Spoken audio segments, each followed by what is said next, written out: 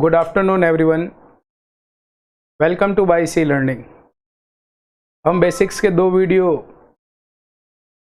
के ऊपर काम कर चुके हैं। आज हम बेसिक का जो तीसरा भाग है पार्ट्स ऑफ स्पीच उसको यहाँ पर डिस्कस करेंगे। जैसे हमने लास्ट जो हमारा वीडियो था उसमें वर्ब के बारे में बात की, वर्ब का प्रकार transitive, intransitive, ditransitive, object कब लेता है कब नहीं लेता है, स्टेट ऑफ बीइंग कब होता है, हैपनिंग कब होता है। उसके बाद में कुछ और चीज़ें जो वर्ब से रिलेटेड हमारे लिए काफ़ी इंपॉर्टेंट है, जैसे बी वर्ब के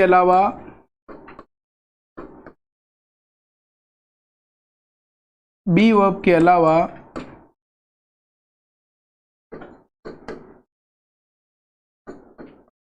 निम्नलिखित वर्ब्स बी लिंकिंग वर्ब्स का फंक्शन करती है। मतलब अब मैं कुछ ऐसे वर्ब्स लिख रहा हूं, they also do the function of linking verb. वे भी लिंकिंग वर्ब का फंक्शन करती है। They are as follows: feel, seem, taste, get, grow, smell, look, become, sound, turn, prove, etcetera. देखिए हम इसको यहां पर क्यों डील कर रहे हैं। बी वर्ब के बाद हमने क्या सीखा, जनरली सब्जेक्ट कॉम्प्लीमेंट आता है। सब्जेक्ट कॉम्प्लीमेंट कौन हो सकता है हमारा, जनरली एडजेक्टिव या नाउन। जैसे सीखा था ही इज स्मार्ट, यहां पर स्मार्ट एक प्रकार का सब्जेक्ट कॉम्प्लीमेंट है, ही के बारे में बता रहा है, ही हमारा सब्जेक्ट है और स्मार्ट एडजेक्टिव का फंक्शन कर रहा है। देखो सब्जेक्ट कॉम्प्लीमेंट का मतलब वो काम क्या कर रहा है, एडजेक्टिव का मतलब है उसका पार्ट्स ऑफ स्पीच क्या है। ऐसे कैसे, सी इज अ सिंगर, अब यहां पर सिंगर सब्जेक्ट कॉम्प्लीमेंट और सिंगर नाउन का फंक्शन कर रहा है। सब्जेक्ट कॉम्प्लीमेंट है और पार्ट्स ऑफ स्पीच क्या है, नाउन। सी सब्जेक्ट के बारे में बता रहा है। तो ये कुछ ऐसी वर्ब्स है जिनके बाद हमेशा नाउन या एडजेक्टिव का क्या हो सकता है, यूज। डायरेक्टली आप इनके बाद एडवर्ब का यूज कभी भी नहीं कर सकते और अक्सर एग्जाम में एरर के रूप में इनके साथ क्या पूछ लेते हैं, एडवर्ब को। जैसे यहां मैं एक एग्जांपल लिखता हूं, the food seems delicious. The food seems delicious, खाना जो है वो प्रतीत हो रहा है कैसा, स्वादिष्ट।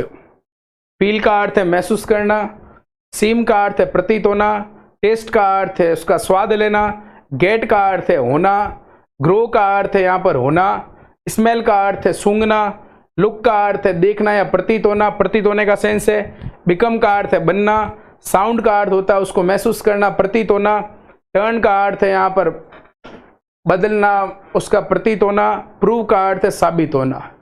जनरली जब ये लिंकिंग वर्ब्स का गेट और ग्रो काम करती है तो इनका मीनिंग होना के सेंस में आएगा, और ऑर्डिनरी वर्ब के जैसे आती है तो इस गेट का अर्थ हो जाएगा प्राप्त करना। इस लिस्ट में गो वर्ब भी आ सकती है, ही हैज गॉन मैड, अब यहां मैड आगे एडजेक्टिव आ रहा है।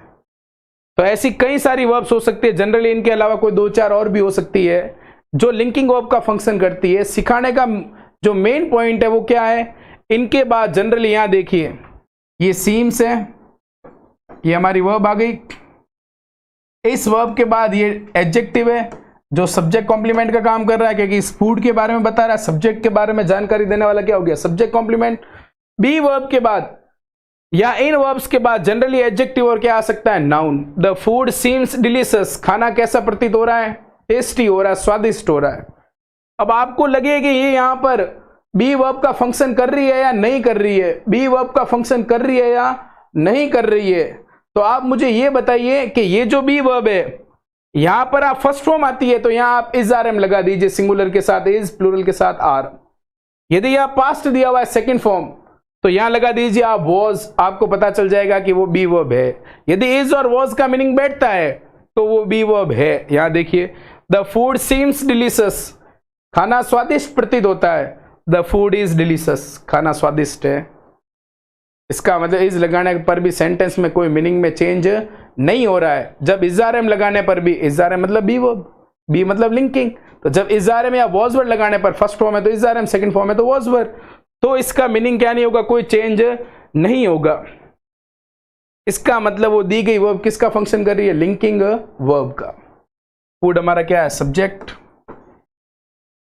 अब देखिए यहां पर इस एक्सरसाइज में हम एक दो क्वेश्चन और देखते हैं।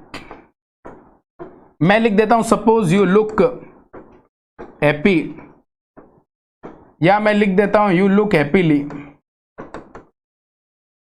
अब यहां से हमको चूज करना है कि हैप्पी सही है या हैप्पीली। कोई दिक्कत नहीं है, हमारा सब्जेक्ट कौन है, यू, यू के बाद में लुक, लुक के बाद में आया हैप्पी, ये हमारा सब्जेक्ट है। सब्जेक्ट के बाद यहां वर्ब आ रही है, वर्ब के बाद हैप्पी इस यू के बारे में बता रहा है, प्रोनाउन के बारे में बता रहा है, तो क्या हो गया, एडजेक्टिव। हमने बेसिक्स में अच्छे से डील किया है। अब हैप्पी, हैप्पियर, हैप्पीएस्ट डिग्री भी बन रही है तो एडजेक्टिव है। यू सब्जेक्ट के बारे में आ रहा है तो सब्जेक्ट कॉम्प्लीमेंट हुआ एडजेक्टिव। और ये हो गया हमारा क्या, हैप्पीली। जनरली जिसके साथ एल वाई लगता है वो क्या होता है, एडवर्ब। अब इसकी हिंदी बनाते हैं, यू लुक तुम दिखते हो, मतलब तुम प्रतीत हो रहे हो, हैप्पी कैसे, खुश, तुम खुश प्रतीत हो रहे हो। दूसरी हिंदी बनाता हूं, तुम खुशी से प्रतीत हो रहे हो। खुशी से प्रतीत होना कोई सेंस नहीं है। दूसरा तरीका इसको सीखने का, मैंने कहा यदि आपको दिखे कि वो लिंकिंग वर्ब है, पीछे सब्जेक्ट में, सब्जेक्ट कॉम्प्लीमेंट में नाउन या एडजेक्टिव लेती है, एडजेक्टिव है हैप्पी, मैं यहां लगा देता हूं लुक के बजाय is are am, you are happy तुम खुश हो। यू आर हैप्पीली होता ही नहीं है, यू आर हैप्पी तुम खुश हो, क्योंकि ये एडवर्ब है, एडवर्ब आएगा ही नहीं। तीसरा तरीका, यदि कोई एक्शन होता, ये डिड दिस वर्क, उसने ये कार्य किया, कैसे किया, हैप्पीली, खुशी से किया। जब एक्शन वर्ब होगी तो हम उसको डिनोट करने के लिए क्या लगाएंगे, एडवर्ब। और जब लिंकिंग वर्ब होगी तो उसको डिनोट करने के लिए पीछे क्या आ सकता है, एडजेक्टिव या नाउन। इसीलिए सही क्या होगा, you look happy, you look happily क्या हो जाएगा, रॉन्ग। अब ऐसे कैसे मैं लिख सकता हूं, इसका एग्जांपल नंबर 3, जैसे एग्जांपल नंबर 3 की मैं बात करूं,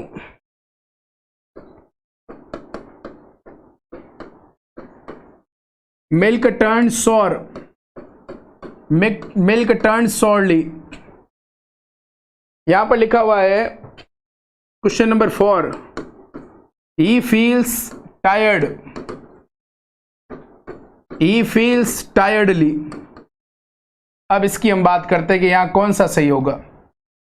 टर्न और फील दोनों लिंकिंग वर्ब का फंक्शन कर सकती है, दोनों के बाद क्या आएगा, एडजेक्टिव। यहां लिखा हुआ है सौर, खट्टा, मतलब फटे हुए दूध के बारे में कहा गया है। टायर्ड का अर्थ है थका हुआ, थका हुआ उसकी क्या है, विशेषता है, आई एम टायर्ड, मैं थका हुआ हूं। ही फील्स टायर्ड, ऐसा प्रतीत हो रहा है कि वो व्यक्ति कैसा है, थका हुआ है। अब मैं फील्स की जगह मैंने कहा फर्स्ट फॉर्म है तो आप linking verb is are am लगा दो, आपको पता चल जाएगा कि लिंकिंग वर्ब है या नहीं। ही इज टायर्ड, वो थका हुआ, बिल्कुल मीनिंग आ रहा है। तो ही फील्स टायर्डली बिल्कुल क्या हो जाएगा, रॉन्ग। ये हमारा क्या है, एडजेक्टिव, किसका फंक्शन कर रहा है, सब्जेक्ट कॉम्प्लीमेंट। ये हमारी वर्ब है, लिंकिंग वर्ब। ये हमारा क्या है, सब्जेक्ट, सब्जेक्ट के बारे में बताने वाला सब्जेक्ट कॉम्प्लीमेंट।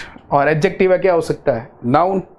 जैसे यहां एक और देखिए एग्जांपल, ही बिकेम, वह बना, ही बिकेम अ फिजिशियन।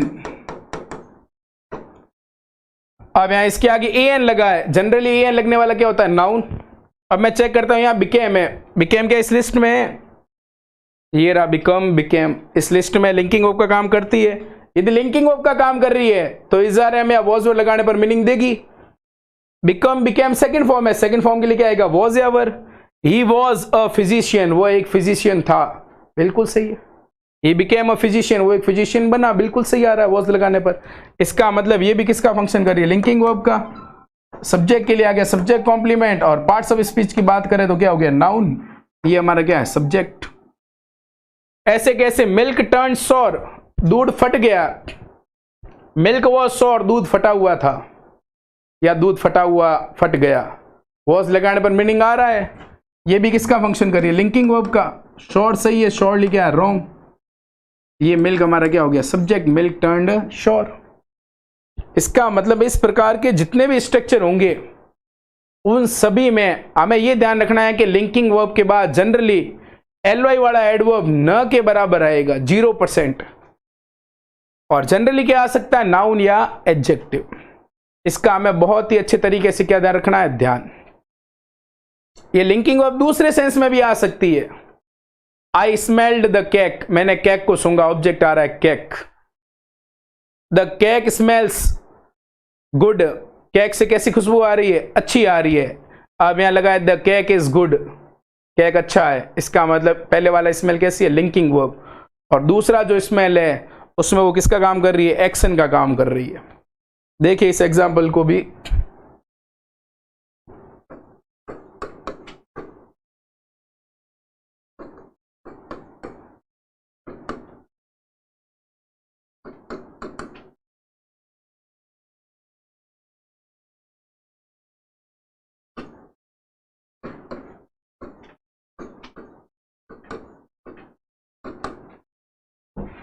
जैसे यहां पर एग्जाम्पल नंबर 1 है, द केक स्मेल्ट गुड।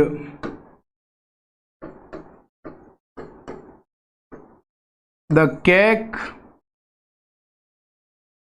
ही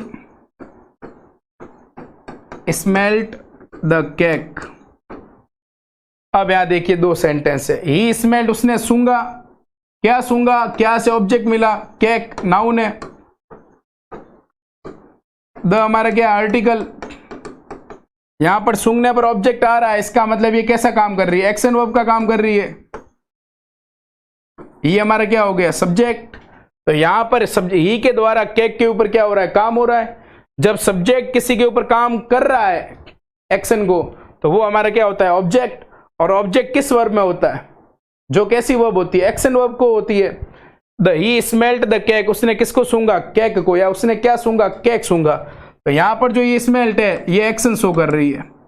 लेकिन यहां देखिए the cake smelt good, good हमारा एडजेक्टिव है, सब्जेक्ट के लिए आ रहा है, तो क्या बन गया? Subject complement. अब यहां पर देखिए smelt, the cake smelt good, cake से कैसी खुशबू आ रही थी? अच्छी। मैं स्मेल्ट सेकंड फॉर्म की जगह लिंकिंग वर्ब को चेक करने के लिए क्या लगा सकता हूं? वॉज या were. The cake was good, cake कैसा था? बढ़िया। इसका मतलब है यहां हमेशा क्या आ सकता है? जनरली एडजेक्टिव या नाउन। लेकिन एडवर्ब जो है एलवाई वाला वो कभी भी नहीं आएगा। इसका हमें विशेष रूप से क्या रखना है? ध्यान। नेक्स्ट मैं बात करूं इसमें आगे की तरफ, तो आगे जो है, जो हमने अभी इतना पोर्शन सीखा है, इसको वर्ब डूइंग शो करती है, एक्शन शो करती है, वो verb state of being show करती है, हैपनिंग शो करती है। डूइंग में हमें उसको ट्रांजिटिव में पढ़ा, इन ट्रांजिटिव देखा, डाई ट्रांजिटिव में देखा। अब मैं बात करूं इन वर्ब को यदि मैं डिवाइड करूं तो क्या लिख सकता हूं? Verb can be divided into 2 categories. इस वर्ब को हम 2 कैटेगरी में क्या कर सकते हैं? क्लासिफाई कर सकते हैं या डिवाइड कर सकते हैं। Verb can be classified into 2 categories. कौन सी 2 कैटेगरी में क्लासिफाई कर सकते हैं? एक तो हम कर सकते हैं मेन वर्ब, या जिसको हम कह सकते हैं ऑर्डिनरी वर्ब। दूसरा हम इसको क्लासिफाई कर सकते हैं हेल्पिंग वर्ब, हेल्पिंग वर्ब, या हेल्पिंग वर्ब का दूसरा नाम क्या है? Auxiliary verb. अब यहां देखिए वर्ब के 2 यहां पर क्लासिफाई किए मैंने, वर्ब को 2 भाग में। एक तो क्या? हेल्पिंग वर्ब, और दूसरा क्या? Main verb. यही मेन वर्ब है जो सेंटेंस में एक्शन शो करती है। ट्रांजिटिव भी हो सकती है और इनट्रांजिटिव भी, जिसको हमने पढ़ लिया है। अभी मैं ये बता रहा हूं कि हेल्पिंग वर्ब और मेन वर्ब कब दोनों एक चीज बन सकती है या नहीं बन सकती है। इसको देखने के लिए यहां देखिए, इस हेल्पिंग वर्ब को मैं दो भागों में बांट सकता हूं। एक तो मैं बांट सकता हूं मॉडल वर्ब्स में, दूसरा मैं बांट सकता हूं प्राइमरी ऑक्सिलरी में।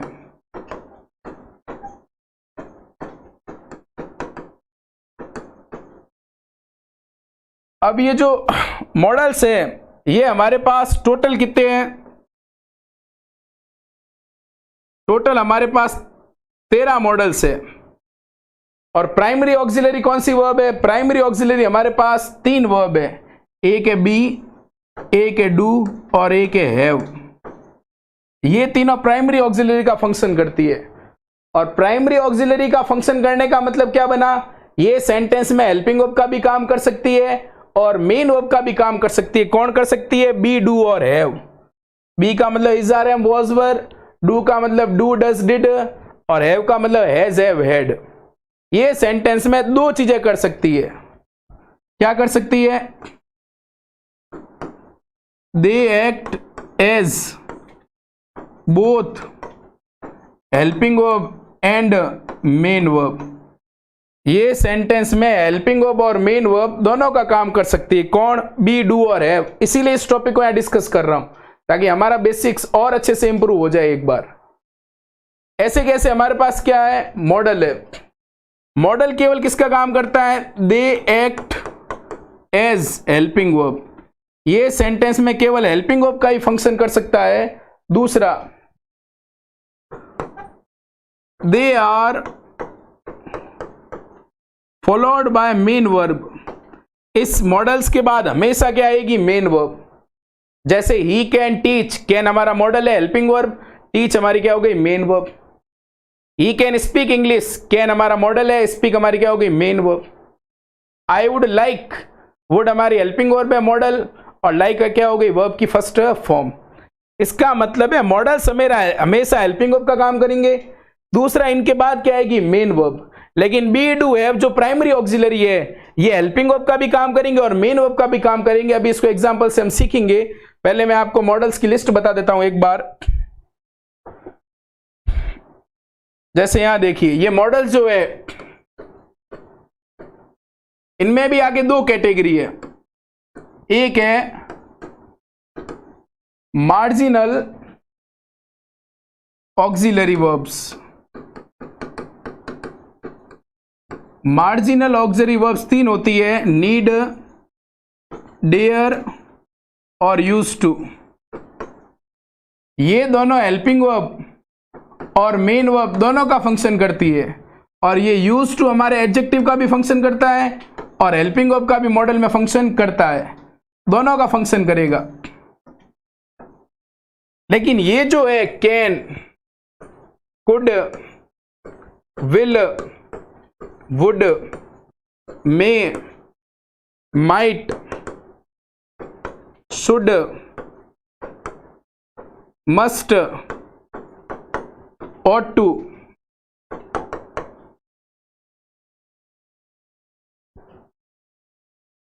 can, could, will, would, may, might, should, must, ought to।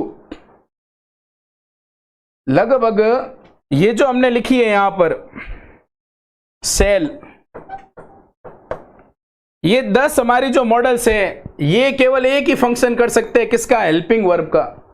कौन करेंगे? Can, could, will, would, may, might, should, must, ought to और सेल। ये एक ही फंक्शन करेंगे। ठीक है। इसके बाद में ये जो मार्जिनल ऑक्सिलरी वर्ब्स है ये हमारे दो फंक्शन कर सकती है, नीड और डेयर। ये हेल्पिंग वर्ब का भी फंक्शन कर सकती है और मेन वर्ब का भी फंक्शन कर सकती है। यदि इनके बाद मेन वर्ब है तो ये हेल्पिंग वर्ब है, यदि इनके बाद मेन वर्ब नहीं है तो ये खुद क्या है? हमारी मेन वर्ब है। अभी इसको मैं एग्जांपल से डील करूंगा बहुत अच्छे से। ऐसे कैसे? यूज टू दो फंक्शन करती है, एडजेक्टिव का और हेल्पिंग वर्ब का। इन्हें मार्जिनल ऑक्सिलरी वर्ब्स भी कह सकते हैं, सेमी मॉडल्स भी कह सकते हैं। सेमी क्यों कहते हैं? क्योंकि कई बार ये हेल्पिंग वर्ब का काम करती है, कई बार मेन वर्ब का। मॉडल्स का मतलब है सारी हेल्पिंग वर्ब, 13 की 13, लेकिन उनमें से ये 3 मेन वर्ब का भी फंक्शन करती है और ये एडजेक्टिव का भी फंक्शन करता है। इसीलिए इन तीनों को अलग रखा गया है। किसमें? Marginal auxiliary verbs. और इन्हें पूर्ण रूप से किसमें रखा गया है? मॉडल्स में। अब मैं बात करूंगा प्राइमरी ऑक्सिलरी की। तो ये रहा प्राइमरी ऑक्सिलरी, दोनों का फंक्शन करती है। अब पीछे कौन रहा है? Main verb. मेन वर्ब क्या है? एक्सप्रेसेस एन एक्ट और occurrence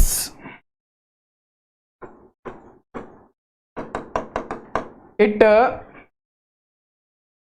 sometimes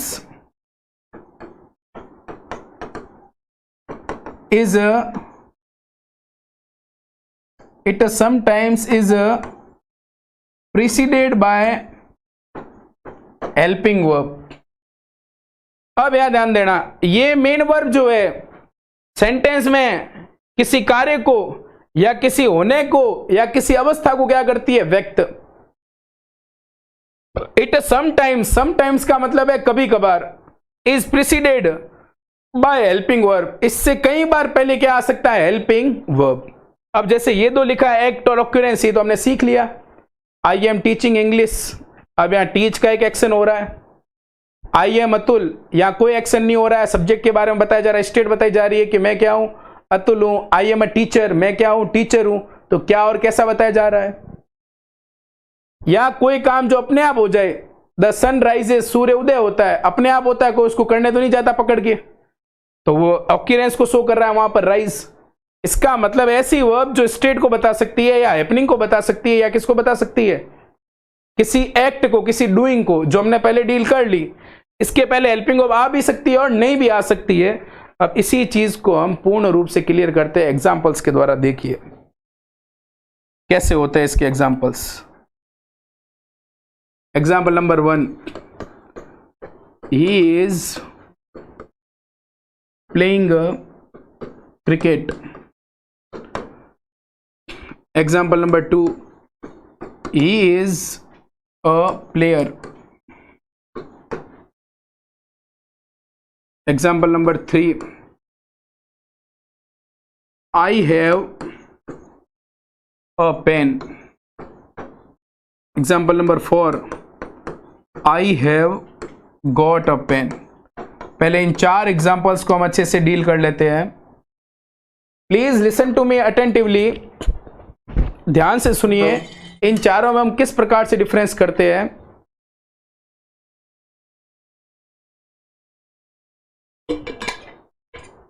हमें यही सीखना है। प्राइमरी ऑक्सिलरी 2 फंक्शन करती है। प्राइमरी ऑक्सिलरी कौन है?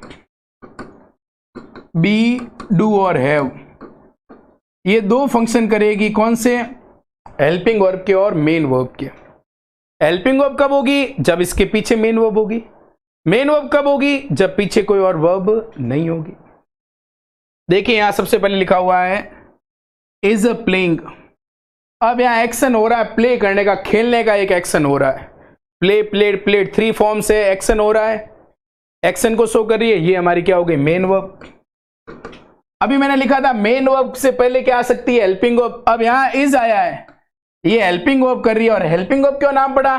सब्जेक्ट को मेन वर्ब से कनेक्ट करने का काम कर रही है, टेंस को फॉर्म करने में सहायता कर रही है, घटना को एक्सप्रेस करने में सहायता कर रही है। इसीलिए मेन वर्ब से पहले ये आई है तो हेल्पिंग वर्ब। यहां देखिए प्लेयर नाउन है, सब्जेक्ट कॉम्प्लीमेंट का काम कर रहा है, नाउन के पहले ये लगा है। अब इस के बाद आपको कुछ दिख रहा है? प्लेइंग, ईटिंग, स्लीपिंग, कोई एक्शन नहीं परफॉर्म हो रहा है, केवल अवस्था बताई जा रही है। क्या है वो एक खिलाड़ी है, ये बताया गया है। जब बी वर्ब के बाद, डू वर्ब के बाद या है वर्ब के बाद कोई वर्ब नहीं हो तो वो हमेशा क्या कहलाएगी? Main verb. और इसी मेन वर्ब को हम क्या कहते हैं? Linking verb. ये हमारा क्या हो गया? सब्जेक्ट। अब ऊपर के सेंटेंस में इस हेल्पिंग वर्ब है, क्यों? क्योंकि पीछे मेन वर्ब आ गई है। पीछे मेन वर्ब नहीं होती तो ये मेन वर्ब कहलाती। यहां पीछे मेन वर्ब नहीं है तो ये हमारी क्या कहलाएगी? Main verb. ये इन तीनों में लागू होता है, जिसकी वर्ब मैं पहले भी लिख चुका हूं। आई हैव अ पेन, मुझे बताइए ये पेन हमारा नाउन है। नाउन से पहले क्या लगा है? Article A N. इस हैव के बाद यहां पर कोई बॉट खरीदने का, ब्रॉट लाने का, परचेज्ड या फिर उसको थ्राउन फेंकने का कोई एक्शन हो रहा है? नहीं हो रहा, केवल नाउन लिखी हुई, कोई थर्ड फॉर्म नहीं है। जब हैव के बाद कोई वर्ब नहीं है तो हैव खुद क्या है? Main verb. अब यहां देखिए इस हैव के बाद गेट, गॉट, गॉट प्राप्त करने का काम हो रहा है। तो ये हो गई मेन वर्ब और ये हमारी क्या बन गई, हेल्पिंग वर्ब। इससे हमें आगे टेंस में भी दिक्कत नहीं होगी। ये हो गया प्रेजेंट परफेक्ट टेंस, ये हो गया प्रेजेंट सिंपल फर्स्ट फॉर्म और as a plus third form present perfect. इतनी क्लैरिटी आ जाएगी यदि आप बेसिक्स को अच्छे से समझते हैं। तो आप इन चीजों को एक बार रिवाइज करिए, 2 बार इसको रिवाइज करिए, इस वीडियो को एक बार 2 बार सुनिए, एक एक चीज क्लियर हो जाएगी। फंडामेंटल खुद इंग्लिश का लॉजिकली, हमें रूल्स रटने नहीं है, उनका लॉजिक पकड़ना है। ऐसे इसके और एग्जाम्पल देखिए, example 5th, example 6th, 7th, 8th। Example 5th है, Hari does his work himself. Second है, Hari does not do his work on time. Next है, ही कैन टीच इंग्लिश। अब देखिए कैन हमारा क्या है, मॉडल्स है। मॉडल्स का मतलब क्या है, हेल्पिंग वर्ब। अब ये हेल्पिंग वर्ब क्यों है, क्योंकि इसके पीछे टीच एक एक्शन हो रहा है मेन वर्ब का। ये हमारा सेंटेंस का सब्जेक्ट है, ये हमारा ऑब्जेक्ट है। सब्जेक्ट ऑब्जेक्ट कौन हो सकता है, नाउन या प्रोनाउन। ये हमारा प्रोनाउन है, वो हमारा क्या है, noun. He can teach English. अब मेन वर्ब आ रही है तो पहले वाली क्या कहलाएगी, हेल्पिंग वर्ब। यहां देखिए, इससे डू का मतलब है करना, मेन वर्ब। नॉट किसके बाद लगता है, हेल्पिंग वर्ब। मेन वर्ब आ रही है तो पहले वाली क्या कहलाएगी, हेल्पिंग वर्ब। इस डज के बाद में आ रहा है इज, पॉजेसिव एडजेक्टिव है। वर्क हमारा क्या है, ये पॉजेसिव एडजेक्टिव है। वर्क हमारा क्या है, नाउन है। ये यहां पर एम्फेटिक प्रोनाउन है, जिसको आगे और खूबसूरती से दिखाया गया। बहुत ही बेहतरीन। रिफ्लेक्सिव और एम्फेटिक का अंतर देखना आप। ये हमारा सब्जेक्ट है, सब्जेक्ट सिंगुलर है। वर्ब के साथ क्या लगा, ईएस। डू का हो गया डज। अब बताइए यहां कोई मेन वर्ब है, नहीं है, दूसरी मेन वर्ब। इसका मतलब ये खुद क्या है, मेन वर्ब है, डज। पीछे मेन वर्ब होती तो ये डज क्या कहलाती, हेल्पिंग वर्ब। ऐसे कैसे डिड भी हो सकता है, Hari did his work, did कहलाएगी main verb. Did not do, did कहलाएगी हेल्पिंग वर्ब और डू क्या कहलाएगी, मेन।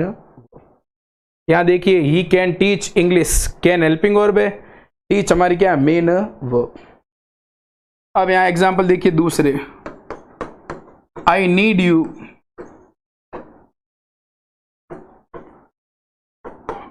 I need you. दूसरा एग्जांपल है, you need not come here. अब यहां देखते हैं, ये देखिए इस नीड को,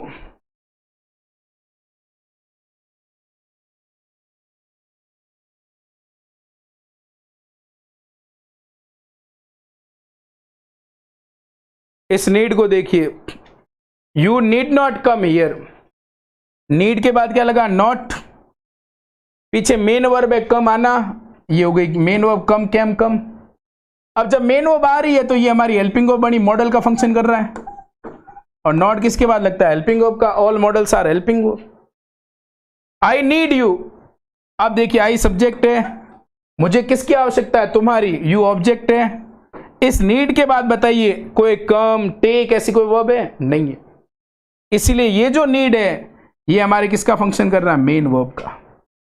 अब इसका मैं यदि नेगेटिव बढ़ाऊंगा ना तो ये बनेगा, I do not need you. ये नीड हो गई मेन वर्ब, ये डू हो गई हेल्पिंग वर्ब, क्योंकि नॉट किसके बाद लगता है, हेल्पिंग वर्ब। ये ऑलरेडी नेगेटिव है। No necessity, you need not come here, तुम्हें यहाँ आने की आवश्यकता नहीं है।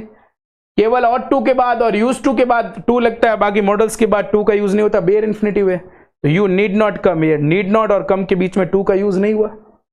यहां देखिए, नीड मेन वर्ब है, पीछे और कोई वर्ब नहीं है। पीछे और वर्ब है, मेन वर्ब, तो ये क्या बन गई, हेल्पिंग वर्ब।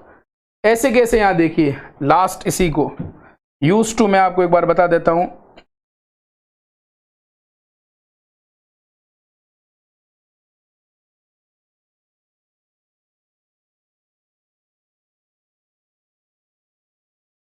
यहां देखिए आप इसको आगे एक एग्जांपल को, I am used to sleeping, I am used to sleeping late at night. I am used to, इसका एक और एग्जाम्पल लिख देते दूसरा. I am used to, he used to fuss like this. ये हमारा एग्जाम्पल नंबर है 10. ये एग्जाम्पल नंबर है 11. I am used to getting up late.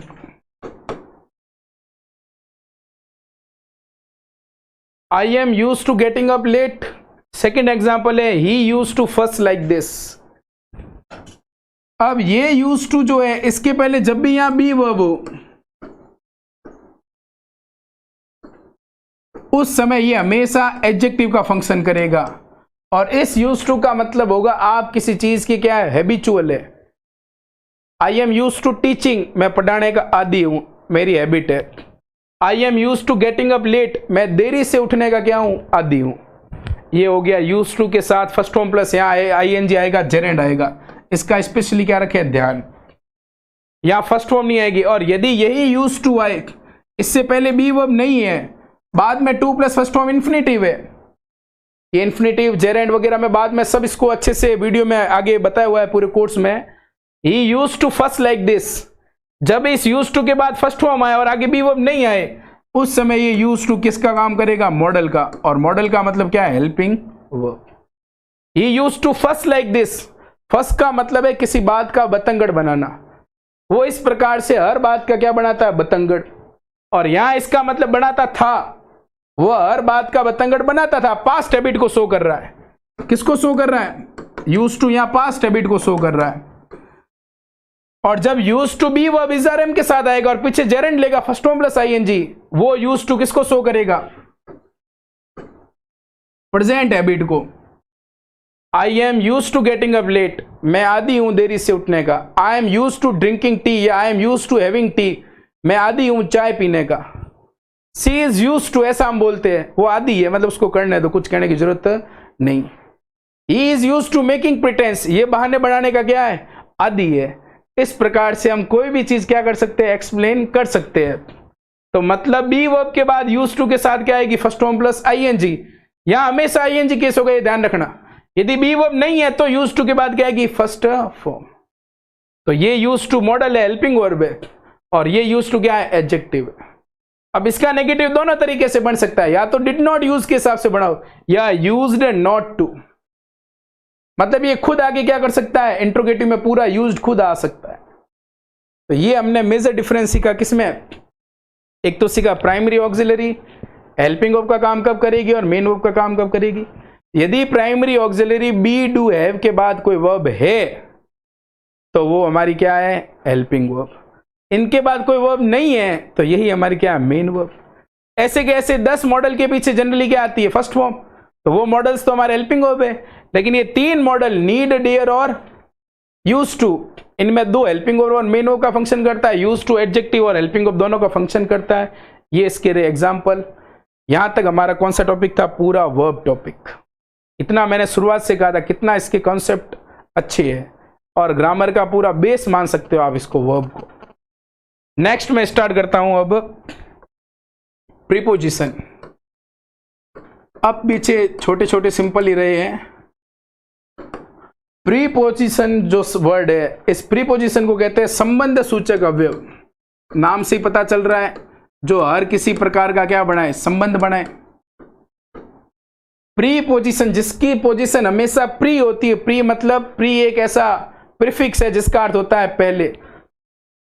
स्कूलों में होता था प्री बोर्ड, बोर्ड से पहले का एग्जाम प्री बोर्ड. इसीलिए ये प्री पोजीशन जो है ये हमेशा पहले लगेगा. अब लगेगा किसके पहले, ये सीखना है. जनरली यूज्ड बिफोर नाउन और प्रोनाउन. इसका प्रयोग जनरली किसके पहले होना चाहिए, नाउन और प्रोनाउन के पहले 99%. तो इसकी डेफिनेशन में क्या होगा, relates a noun, relates a noun और प्रोनाउन, रिलेट्स अ नाउन और प्रोनाउन विद अदर वर्ड्स या other part of the sentence. Noun और प्रोनाउन को सेंटेंस के अदर वर्ड्स से जोड़ने का ये क्या करते हैं, काम। और इनका प्रयोग भी किसके पहले किया जाता है, नाउन या प्रयोग इससे, नाउन से या प्रोनाउन से कहाँ किया जाता है, पहले। और प्रीपोजिशन का एक ध्यान रखना कि प्रीपोजिशन का नेक्स्ट वर्ड हमेशा पीओ होगा। पीओ का मतलब क्या है, प्रीपोजिशनल ऑब्जेक्ट कहलाएगा। ये स्पेशल है, बहुत ही ध्यान रखना है इसको। ये आपको पैसिव वगैरह इस प्रकार की चीजें सीखने में बहुत हेल्प करेगा। हमेशा प्रीपोजिशन का नेक्स्ट वर्ड क्या होगा, प्रीपोजिशन का ऑब्जेक्ट होगा। वर्ब का ऑब्जेक्ट हमने सीख लिया, अब हम बात करें प्रीपोजिशन के ऑब्जेक्ट की। जैसे एग्जांपल प्रीपोजिशन कौन हो सकते हैं, एट है, इन है, ऑन है, फ्रॉम है, टू है, फॉर है। ये सारे शब्द जो मैंने मेंशन किए, नियर है, अगेंस्ट है, विद है, विदाउट है, ऐसे कई सारे शब्द जनरली किसका फंक्शन कर सकते हैं, प्रीपोजिशन का। अब हमारे यूज पे डिपेंड कर सकता है। कई बार प्रीपोजिशन के वर्ड हमें दिखने में प्रीपोजिशन लगते हैं, कई बार एडवर्ब निकल जाते हैं। यदि एडवर्ब का फंक्शन करेगा तो एडवर्ब कहेंगे, प्रीपोजिशन का फंक्शन करेगा तो प्रीपोजिशन कहेंगे। कुछ फिक्स रहते हैं दोनों में। जैसे देखिए यहां पर एग्जाम्पल है, a cat is sitting under the table. Example second की मैं बात करता हूं। सेकंड एग्जाम्पल कहता है, there are some books on the table. There are some books on the table. He laughed at me। अब यहां देखिए इन तीन एग्जांपल्स को अच्छे से। There are some books on the table। ये रहा हमारा on, ये रहा हमारा under, ये रहा हमारा at। on, under, at तीनों किसका फंक्शन करते हैं, प्रीपोजिशन का। फिर भी हम इसको वेरीफाई कर रहे हैं, यदि इनके बाद ऑब्जेक्ट है तो ही इन्हें हम प्रीपोजिशन कहेंगे। ऑब्जेक्ट है तो ही इन्हें क्या कहेंगे हम, प्रीपोजिशन। जैसे कम इन है, अब यहां कम के बाद इन आ गया, पीछे ऑब्जेक्ट नहीं है, कहां आना है, अंदर। कहां का आंसर दे रहा है, ये इनको हम एडवर्ब कह लेंगे इस समय। तो इसको यहां ध्यान से देखिए, a cat is sitting under the table. Table हमारा नाउन है, प्रीपोजिशन का क्या हो गया, ऑब्जेक्ट। नाउन किसका काम करता है, सब्जेक्ट और ऑब्जेक्ट का। अब ये अंडर जो है, इस डेफिनेशन के अनुसार हम सीखते हैं, एक बिल्ली बैठी है किसके नीचे, टेबल के नीचे। मतलब है इस टेबल का जो रिलेशन है कैट से, इस कैट का रिलेशन किससे, इस टेबल से। रिलेट्स अ नाउन और प्रोनाउन, ये रहा कैट हमारा नाउन, विथ अदर वर्ड्स, ये अन्य शब्द से उसका क्या बनाता है, रिलेशन। तो यहां कैट का रिलेशन टेबल के नीचे है, उसको जोड़ने के लिए हमें एक शब्द की जरूरत पड़ी, वो हमारा क्या है, अंडर। और ये अंडर क्या कहलाएगा, इसके अनुसार प्रीपोजिशन। प्रीपोजिशन का नेक्स्ट वर्ड क्या होगा, प्रीपोजिशन का ऑब्जेक्ट। ऑब्जेक्ट यदि आता है जनरली तो ही वो हमारा क्या है, प्रीपोजिशन। हाँ, कई बार टू पीछे आकर के आगे ऑब्जेक्ट भी आ सकता है, उसको कंसीडर करने के लिए, वो अलग बात है। देयर आर सम बुक्स, यहां देखिए कुछ बुक्स, ये हमारी क्या है, नाउन। नाउन से पहले क्या लगा, ये adjective, adjective of number. Some sugar, adjective of quantity. Some books, adjective of number. There are some books on the table, यहां बुक्स नाउन का टेबल से संबंध बनाने के लिए हमारे पास एक शब्द है, वो कौन सा शब्द है, ऑन। तो ये ऑन हमारा क्या कहलाएगा, प्रीपोजिशन। तो there are some books on the table, table के ऊपर कुछ क्या है, किताबें। तो रिलेट्स अ नाउन और प्रोनाउन विथ अदर वर्ड्स, ये नाउन था, इसको दूसरे शब्द से संपर्क बनाया, किसने बनाया, ऑन ने। द मॉनिटर ऑफ क्लास, अब यहां मॉनिटर ऑफ क्लास में ऑफ जो है, ये मॉनिटर को क्लास से जोड़ रहा है, दोनों के बीच रिलेशन बना रहा है, ये ऑफ भी क्या है, प्रीपोजिशन। ऐसे ही लाफ्ड एट मी, आई का ऑब्जेक्ट क्या होता है, मी। तो प्रीपोजिशन के बाद ऑब्जेक्टिव केस आएगा, आई नहीं आएगा। इस प्रकार से ही लाफ्ड एट मी, ये एट हमारा क्या है, प्रीपोजिशन। ये हमारा सब्जेक्ट है और ये हमारी क्या है, वर्ब।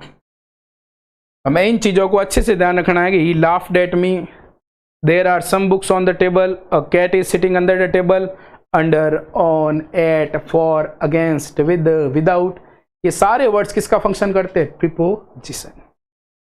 नेक्स्ट है प्रीपोजिशन के बाद कंजक्शन।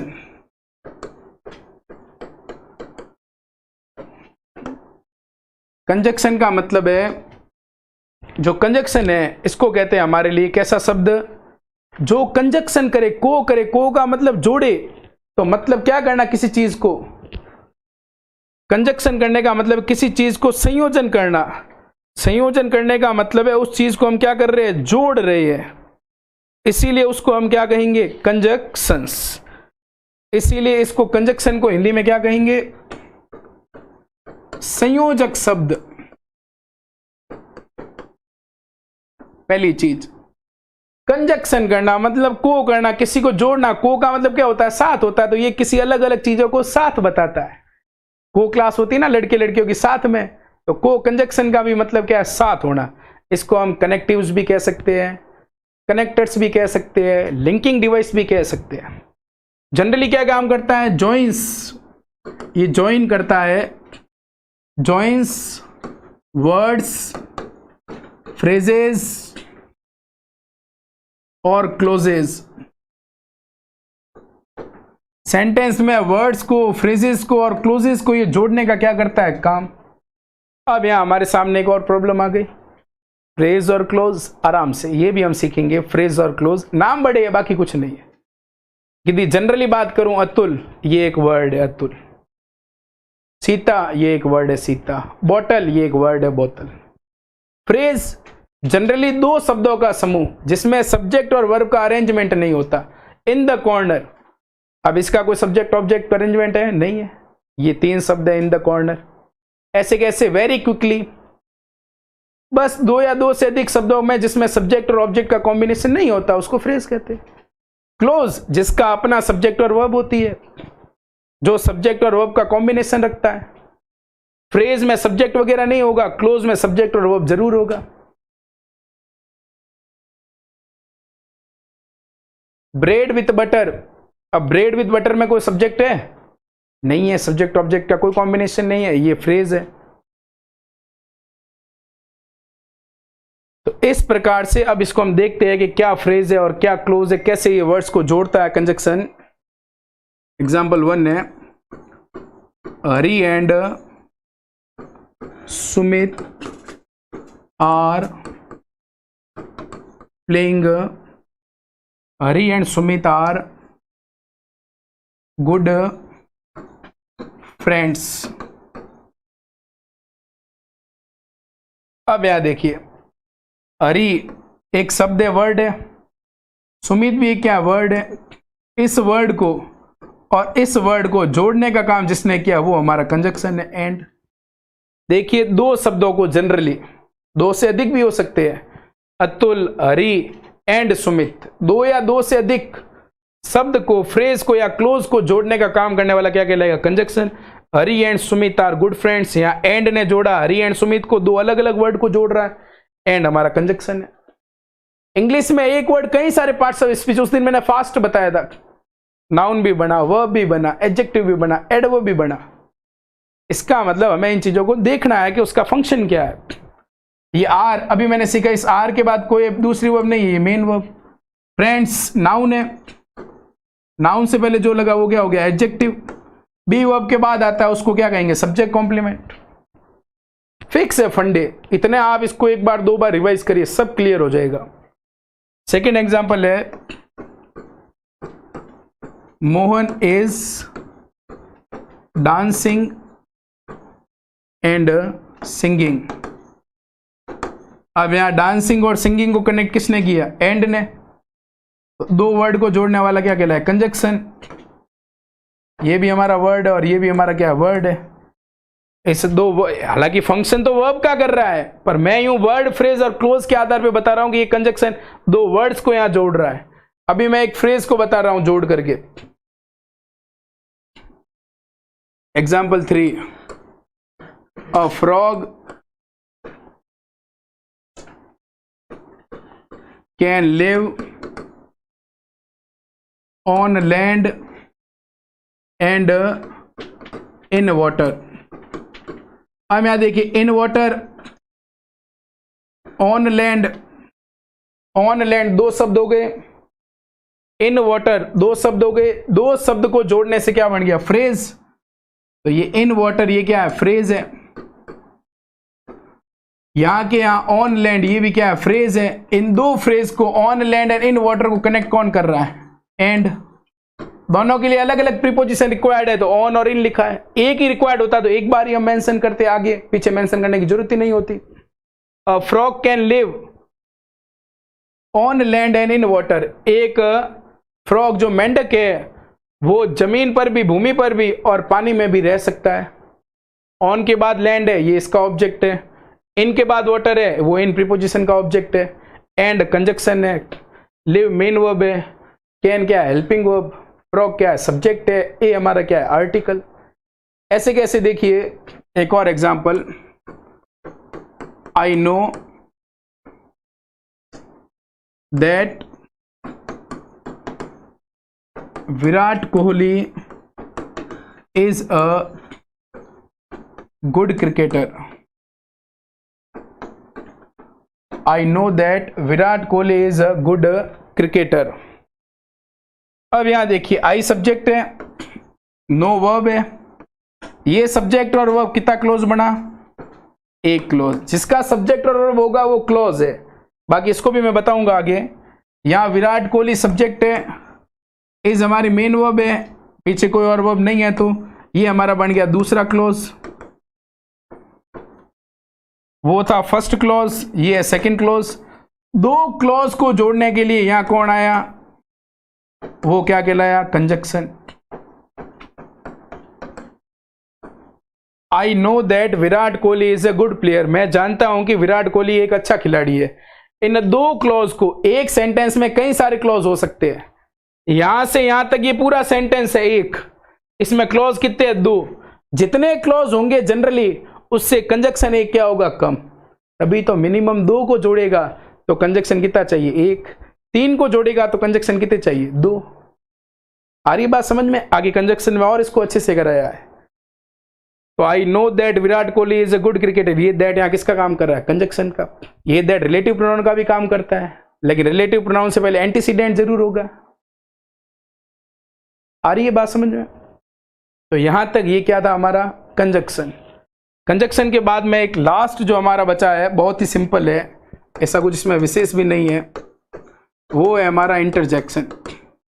इंटरजेक्शन का अर्थ है विस्मयादिबोधक शब्द, विस्मयादिबोधक अवयव। इंटरजेक्शन क्या होता है, expresses sudden feelings. Expresses sudden feelings, जो किसको व्यक्त करे, हमारी अचानक किसी भावनाओं को। अब वो हमारी भावना जॉय भी हो सकती है, सौरो भी हो सकती है, डिस्गस्ट भी हो सकती है, कंटेम्प्ट तिरस्कार भी हो सकती है, सरप्राइज भी हो सकती है।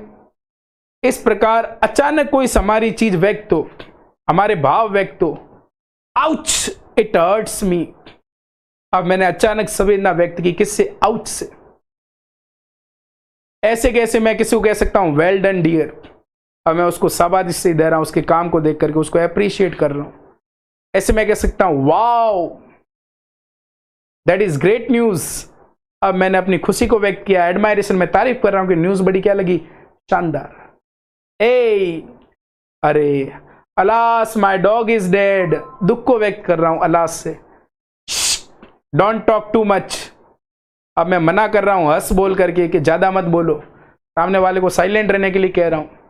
इस प्रकार डिस्गस्ट घृणा, कंटेम्प्ट तिरस्कार, जॉय खुशी, एपोलेज तारीफ, डिसअप्रूवल किसी चीज की अस्वीकृति, एडमायरेशन तारीफ प्रशंसा, इन चीजों को व्यक्त करने के लिए जिन शब्दों की जरूरत पड़ती है वो हमारे क्या कहलाते हैं, इंटरजेक्शन। एक्सप्रेसेस सडन फीलिंग्स, किसको व्यक्त करता है, हमारी अचानक किसी भावना को ये क्या करता है, व्यक्त। कैसे, देखिए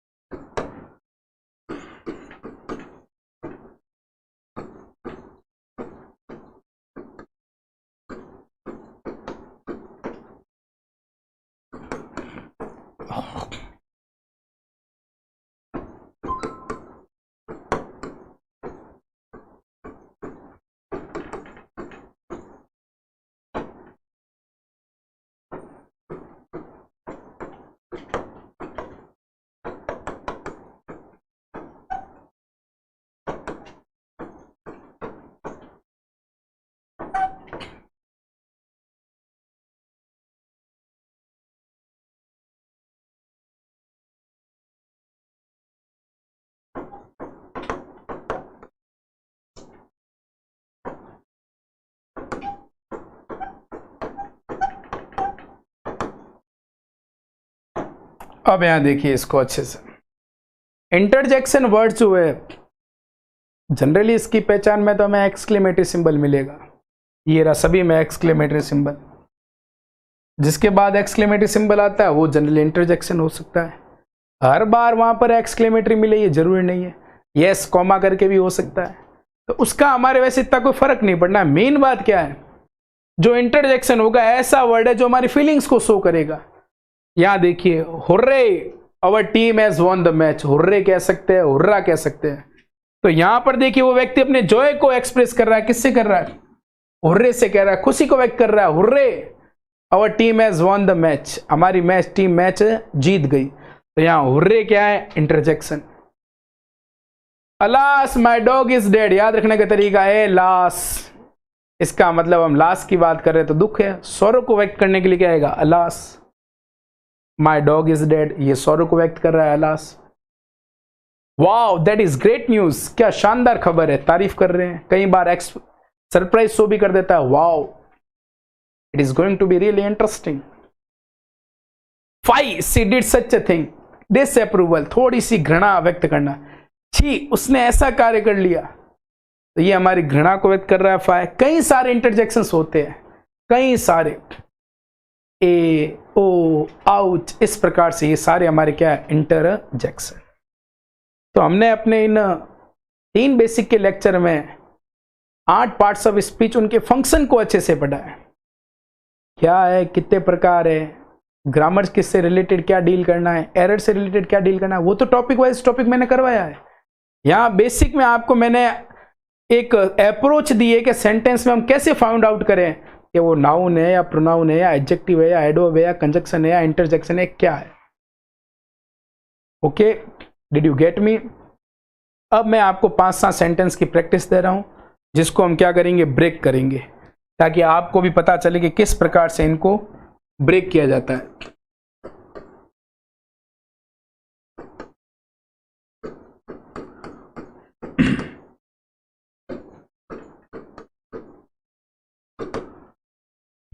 break the following sentences, A B C D E, इन 5 को हम अभी क्या करेंगे, ब्रेक करेंगे।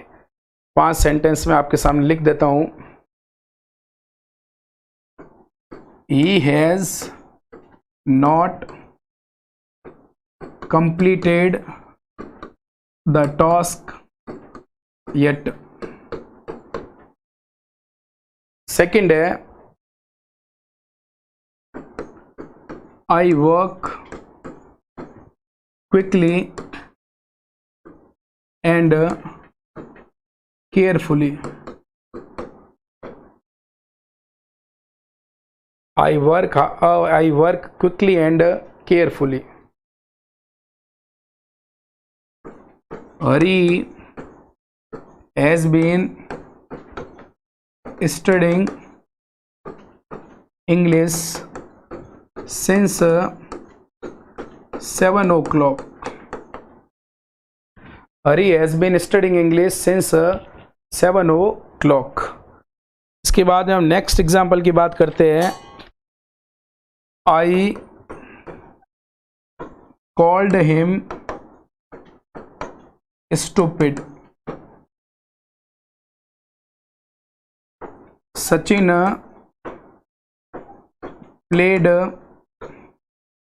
very well in the last match. अब ये 5 सेंटेंस है, इन सेंटेंस को हम ब्रेक करते हैं, किस प्रकार से इनका यूज करते हैं, कैसे देखिए आप।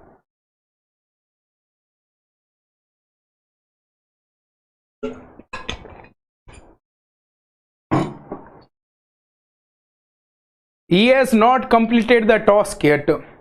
सबसे पहले आप वर्ब को पकड़िए, आपका काम 50% हो जाएगा। कंप्लीट, कंप्लीटेड, कंप्लीटेड, 3 फॉर्म्स बन रही है। कंप्लीट पूरा करना, एक्शन हो रहा है किसी काम को करने का, ये हमारी हो गई मेन वर्ब, 3 फॉर्म्स बन रही है। तो मेन वर्ब से पहले जो आता है हैज, हेल्पिंग वर्ब। वर्ब से जो पहले आता है subject. He has not completed, हमने वर्ब के बाद क्वेश्चन किया, उसने पूरा नहीं किया, क्या, टास्क। क्या का क्वेश्चन करने पर क्या मिला, ऑब्जेक्ट। ऑब्जेक्ट से पहले क्या, आर्टिकल।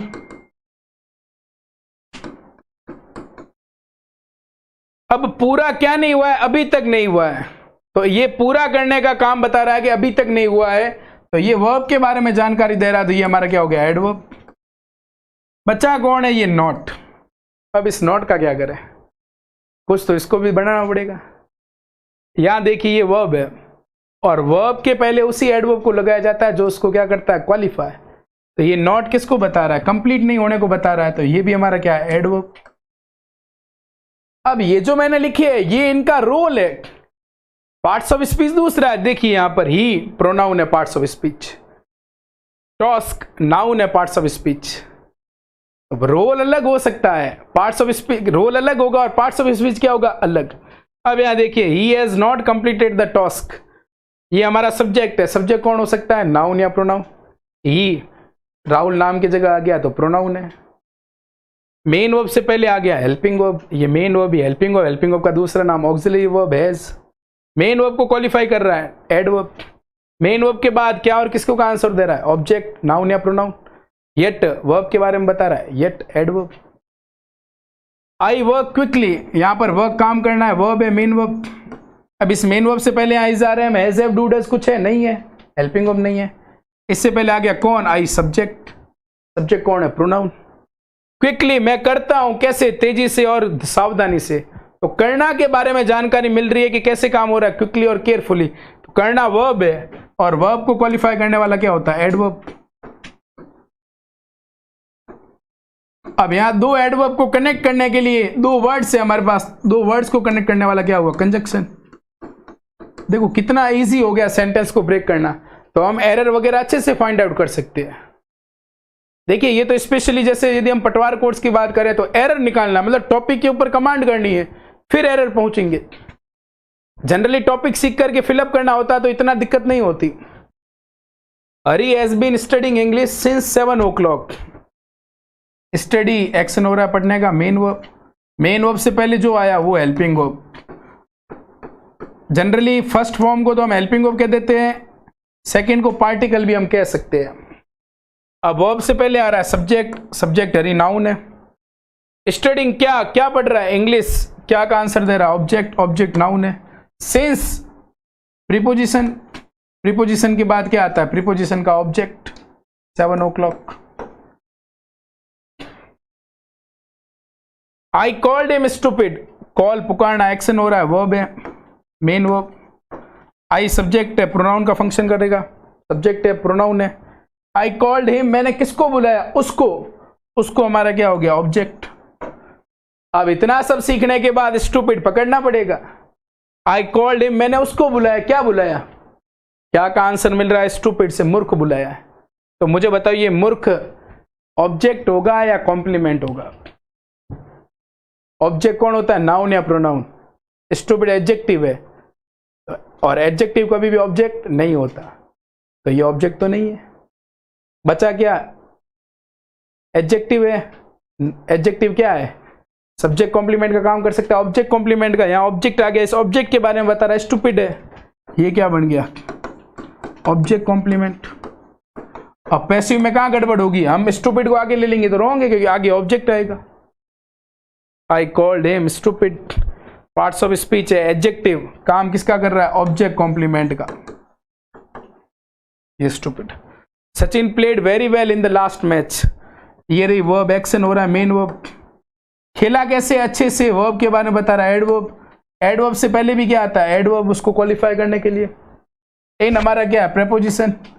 प्रेपोजिशन के बाद में मैच नाउन है, नाउन क्या होता है, ऑब्जेक्ट। नाउन से पहले जो लगा है वो हमारा क्या हुआ, एडजेक्टिव, और ये आर्टिकल। अब ये हमारा क्या है, subject. Sachin played very well in the last match. Sachin पिछले मैच में बहुत कैसे खेला, अच्छे से। एक और last but not the least, आखिरी एग्जांपल है, I don't trust him since he is a liar. Trust main verb, main verb से पहले helping verb, trust, trusted, trusted. उसको, किसको, उसको का आंसर दे रहा, ऑब्जेक्ट, प्रोनाउन। कौन, मैं, subject, pronoun. He subject, is main verb, liar हमारा नाउन है। काम किसका कर रहा है, सब्जेक्ट कॉम्प्लीमेंट का। ए हमारा क्या है, आर्टिकल। अब यहां देखिए, ये आई और सब्जेक्ट, आई डोंट, ये एक क्लॉज है, और यहां पर ही इज, ये हमारा सेकंड क्लॉज है। इन दो क्लॉज को कनेक्ट कौन कर रहा है, सिंस। दो क्लॉज को कनेक्ट करने वाला क्या कहलाया, कंजक्शन। इतना इजी पड़ा। कोई पूछे पार्ट्स ऑफ स्पीच क्या है, conjunction. I don't trust him since he is a liar, जब ये कंजक्शन का काम करेगा तो इसका अर्थ होगा चूंकि या क्योंकि का सेंस। मैं उसके ऊपर विश्वास नहीं करता हूं चूंकि वो एक क्या है, झूठ है, वो एक लायर है, झूठ बोलने वाला है, या क्योंकि वो एक क्या है, झूठ बोलने वाला। यहां देखिए इस प्रकार, यही देखिए ये रहा सेंटेंस। यहां सेंस प्रीपोजिशन था क्योंकि पीछे टाइम आ रहा है, यहां किसी दो सेंटेंस, दो क्लॉजेस को जोड़ रहा नहीं है, और यहां क्या कर रहा है, दो क्लॉजेस को जोड़ रहा है, इसीलिए क्या कहलाया, कंजक्शन। क्योंकि कंजक्शन दो वर्ड्स को, फ्रेज को और क्लॉजेस को जोड़ता है। इस प्रकार से आप भी कई बार सेंटेंस ब्रेक की क्या करें, प्रैक्टिस, जिससे आपकी ग्रामर के ऊपर कमांड क्या होगी, शानदार। इसी के साथ ही हमारा बेसिक का आज का लेक्चर क्या होता है, समाप्त। Thank you for watching this video.